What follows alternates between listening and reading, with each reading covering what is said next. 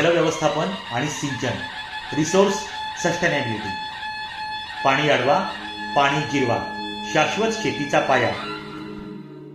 पाणी नसेल तर शेती नाही आणि शेती नसेल तर देश नाही. छत्रपती शिवाजी महाराजांनी गडावर आणि गावात तलाव बांधून वॉटर मॅनेजमेंटचा आदर्श जगासमोर ठेवला. हीच आहे खरी सस्टेनेबिलिटी स्ट्रॅटेजी.